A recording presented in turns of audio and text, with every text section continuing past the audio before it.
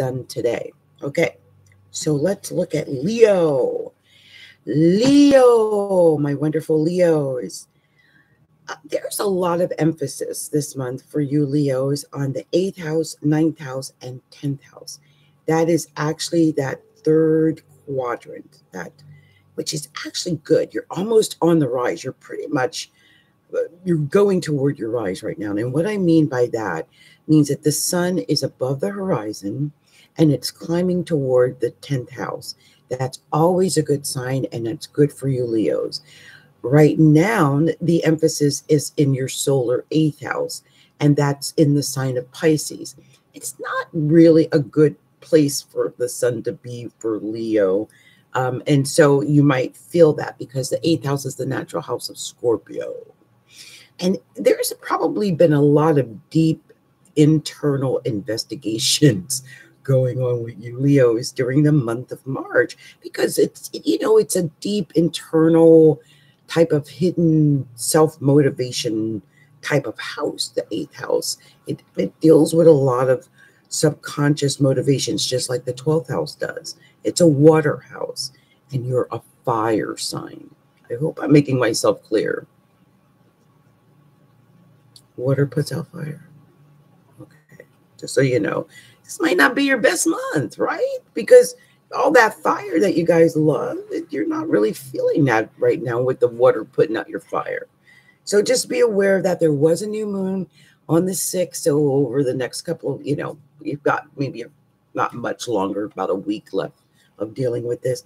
And then we're going to have a full moon, which will be in Libra. And that is going to add some flame to your fire. And I think you'll feel a lot better after the 20th of the month. Right now, though, you are dealing with that 8th house emphasis with that sun in the 8th house and Neptune in the 8th house and Mercury retrograding in the 8th house. And when Mercury is retrograding in the 8th house, in the house, that's the house of like your partner's money or other people giving you money, you might be having some issues with getting money or payment from people right now. You might have people that owe you right now and have not paid you for some reason. And so that could be some emphasis on that this month. I would just take a couple of deep breaths and, just deal with it as peacefully as possible. Also, it does indicate that there could be people coming to you with their secrets and their all the deep hidden stuff that they've got going on, and they're turning to you for that. So be aware that could also happen. But don't betray your friend's trust if someone does come to you with their deep personal secrets. Okay? Now, Chiron is in Aries. That's in your 9th house. It's saying that the area of the 9th house is an area that you need to heal. And this could be a legal issue. This could be a political issue. It could be a issue that has to do with your in-laws or has to do with education. So if you're someone who's had some shame even or pain because of a lack of education or feeling that you don't have, like, say, your degrees or your certifications or something, might highlight this right now. Chiron going through that house, and maybe it'll spur you on to heal that in some way. Perhaps in doing something where you feel that you can get that education that you need or that information that you desire. It could also signify a time of healing your deepest philosophies, what you believe in life. And you could be changing your dogma and healing that area. Like, say, for instance, and not saying it's true, but let's say you were racist, right? Because this kind of equality thing is indicated here. It's a natural Saggy house.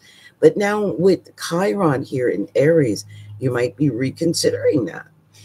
The sun is going to be in Aries on the 20th when that full moon is in Libra.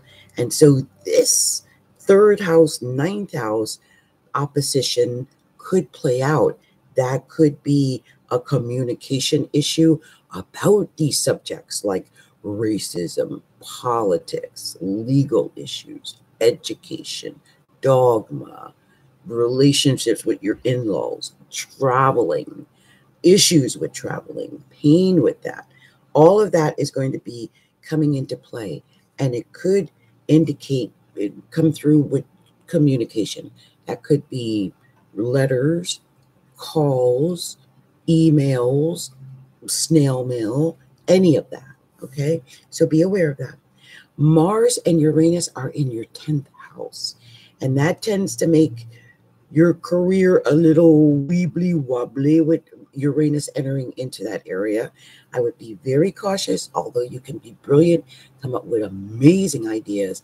You are the go-to guy. You're really, with Uranus there, it could indicate some changes that you weren't expecting and that you're not necessarily happy with. So be aware of that. Mars there, however, does make you a go-getter, and it does make you active, and it makes you push in your career. And as a result, you may achieve some amazing things in your career. And so I hope that works out for you. I would use that full moon on Libra to put some fire in your sails, some air under your wings, and get your communication off the ground.